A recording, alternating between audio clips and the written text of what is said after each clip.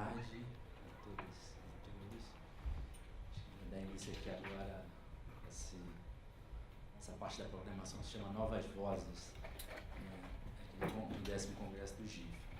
Meu nome é Henrique Silveira, né, eu sou do Rio de Janeiro, e já queria agradecer o convite, né, pela organização do encontro, para estar aqui conversando com vocês nesses 20 minutos, eu acho, um pouco falando da minha trajetória, um pouco da minha visão de mundo, que me inspira na minha atuação, e talvez algumas dicas aqui para o investimento social privado, né? Esse foi o convite, a provocação que a gente recebeu para participar aqui desse momento do Novas Vozes. E, bom, vou avançar aqui, porque a gente tem pouco tempo, tem que terminar 2h30, 2h40, assim. Vamos ver. Bom, mas a mensagem que eu queria deixar hoje aqui, um pouco atravessando minha trajetória, 3 ideias centrais, assim. Acho que terminar esses 15 minutos, essas 3 ideias ficarem mais firmes na cabeça da gente. Vou gostar. Bom, então vou começar me apresentando, né? Quem é o cara que está aqui falando agora, né? Eu sou, mais uma vez, sou do Rio de Janeiro, né? Eu sou, na verdade, de Duque de Caxias, na Baixada Fluminense, que é a periferia metropolitana do Rio. Toda uma família pobre, né? Um pai operário, serralheiro, um pouco de pedreiro, um pouco de motorista, um pouco de empreendedor popular, um pouco de faz tudo. Uma mãe que é auxiliar de enfermagem.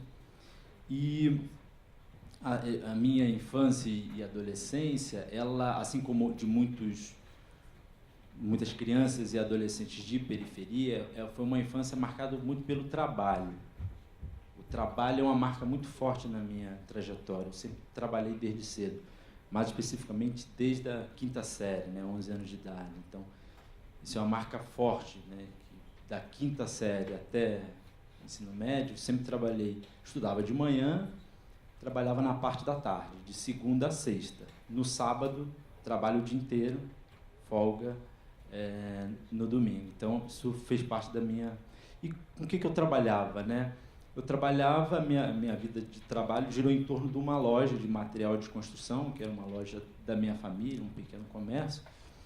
E nesse ambiente de material de construção eu fazia um pouco de tudo também, né? Então, um pouco de trabalhar no balcão, um pouco de entregar material de construção, um pouco de servente de pedreiro, um pouco de auxiliar de motorista, um pouco de pintor.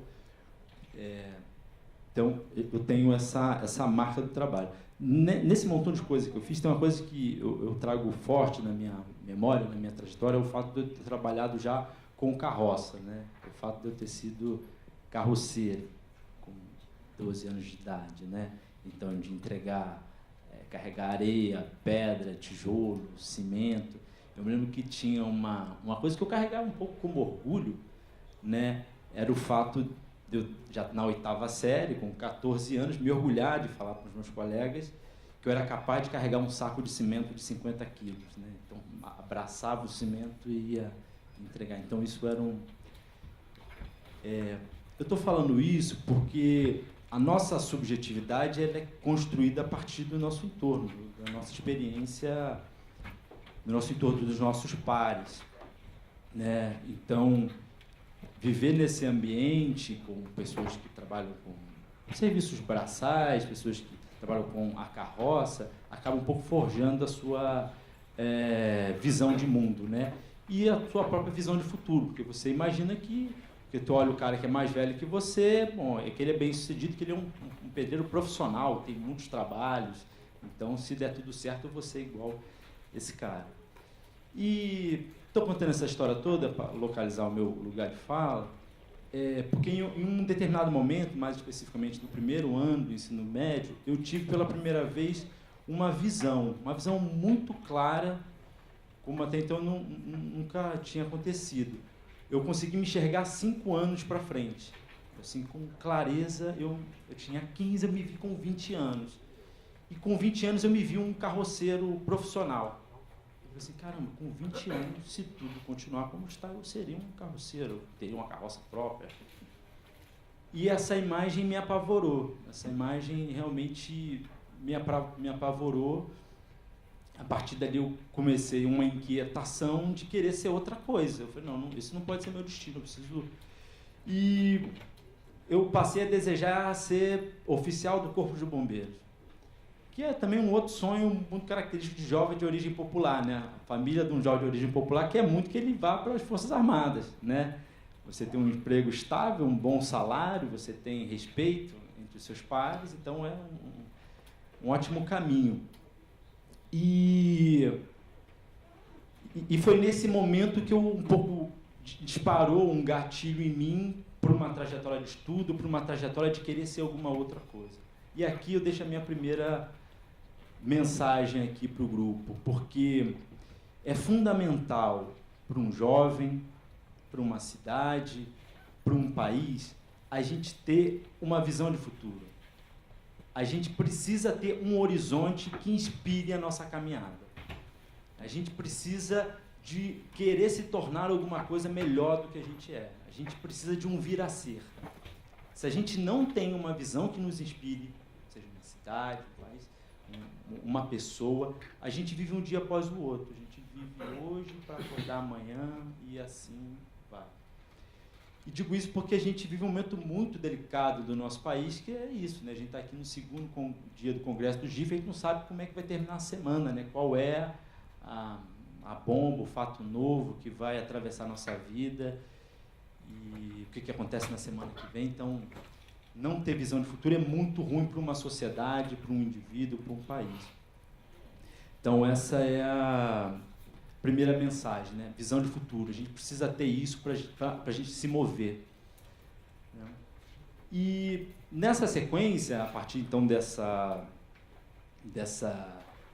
visão de futuro colocada, agora eu quero ser oficial do Corpo de Bombeiros, aí que beleza, qual é o plano para chegar lá, né? Então, você tem que ter um plano. Foi aí que eu comecei a me dedicar mais para os estudos, né? E aí eu estudei, fui estudar numa escola uma escola federal no Rio de Janeiro, Cefet, no Rio, e foi um momento muito mágico. Eu passei para estudar, então saía de Duque de Caxias, estudar em São Cristóvão, no centro do Rio, uma viagem de 1h40 para ir, uma viagem de 1h40 para voltar, um trem muito... Dois trens, né? Um muito velho, o outro mais ou menos velho. E foi esse momento do ensino médio foi um momento também muito marcante, porque ali, além de ser uma escola federal, eu tenho um ensino muito bom e também estar entre pares que ampliaram muito o meu repertório de vida, eu tive a sacada também que, beleza, eu vi que foi ali que foi o ponto de virada. Porque seja lá o que eu escolhesse para fazer dali para frente, eu sabia que com aquele ensino médio, as minhas possibilidades tinham aumentado muito, né? E sempre quando eu penso nesse meu momento do ensino médio, eu fico pensando que, por exemplo, hoje no Rio de Janeiro, na região metropolitana, algo em torno de 1/3 dos jovens de 15 a 17 anos, 1/3, estão fora da escola, né? Eles não estão no ensino médio. Eles abandonaram, ou melhor, foram abandonados pela escola. Então, qual o impacto do fato desse 1/3 desses jovens, dar algo em torno de 200 mil pessoas, 200 mil jovens, não concluírem o ensino médio, reduzirem suas capacidades de inventar o seu futuro? Qual o impacto disso para o nosso país? Né? Então, só para a gente, a partir da minha história, pensar essa dimensão também. Mas eu tive sorte, tive o direito, tive a oportunidade, o privilégio, nesse país, de concluir o ensino médio numa escola federal. Foi um processo importante para alcançar aquele sonho. Uma outra coisa importante que aconteceu, e aí vou chegar aqui na segunda mensagem, foi o fato de, ali no final do ensino médio, eu fui fazer um pré-vestibular comunitário. Não tinha dinheiro para pagar, eu sabia que eu tinha um ensino médio bom, por isso, se eu fizer um pré-comunitário aqui, vai completar minha formação para eu ir para a Academia do Bombeiro Militar. E foi nesse pré-vestibular comunitário, que é um movimento muito importante, lá hoje na fala falou-se um pouco disso, o movimento de pré-vestibular comunitário, ele se desenvolve no Brasil na década de 90 e foi um movimento fundamental para que a oportunidade de jovens de periferias entrarem na universidade foi um movimento que fez uma pressão política para as políticas afirmativas, para a criação de cotas na universidade. Isso não é gratuito, isso foi um processo de pressão, né, política ao longo da década de 90 para desaguar nessas políticas afirmativas. E os pré-vestibulares existem ainda hoje, a gente precisa olhar mais para eles, eu posso até fechar falando disso. Mas a questão mais marcante para mim no pré-vestibular comunitário foi que também, pela primeira vez, caiu uma ficha para mim, que até então não tinha caído ao longo da minha trajetória, nem no ensino médio, que foi a ficha da desigualdade. Né? Foi ali a primeira vez que caiu a ficha de, cara, você vive numa sociedade que tem uma desigualdade brutal. E eu me vi com clareza também dentro de um tabuleiro. Eu me percebi enquanto sociedade, eu estava num tabuleiro que a gente se move, seja por ação ou por omissão. A gente se move para superar essa desigualdade ou para deixá-la como está, nos níveis de desigualdade que a gente está. E isso foi tão, essa percepção da desigualdade e do nosso papel individual, coletivo, na reprodução ou na superação dela, foi tão forte para mim que eu tomei uma decisão, para lamento da minha família, que foi não seguir a carreira de bombeiro militar e fazer geografia. Né? Eu decidi fazer essa escolha e fui fazer geografia. Por que eu fui fazer geografia? Porque eu queria entender como é que se dava essa desigualdade na cidade, como é que se dá essa desigualdade no mundo urbano. Né? Como é que a gente tem alguns territórios que são muito bem servidos de serviços públicos, serviços privados, espaços cheios de privilégio, enquanto outros são relegados à própria sorte, por décadas sem investimento, por décadas de abandono, por décadas de invisibilidade, que era muito o lugar onde eu fui criado, né, em Barier, lá na periferia de Duque de Caxias. Naquele trem, eu queria entender por que aquele trem era tão velho. É um trem que tem uma média de idade de 60 anos. Eu não estou brincando, eu não estou fazendo piada, eu estou falando que é um trem que tem uma média de 60 anos de idade. É o último trecho de um ramal lá da região metropolitana do Rio de Janeiro que foi abandonado. Né? Então, você investe em outras áreas e não desenvolve o mínimo daqueles territórios. Então, eu acho que esses elementos, para mim, eu acho que formam o núcleo duro dessa minha subjetividade que vai construir uma trajetória. Né? Esses que eu falei, de conseguir projetar uma visão de futuro que conseguisse criar uma linha de fuga para aquilo que era o meu destino certo.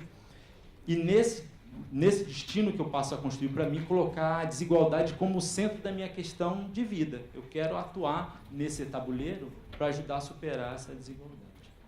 Então, acho que esse é o núcleo duro da mensagem. Né?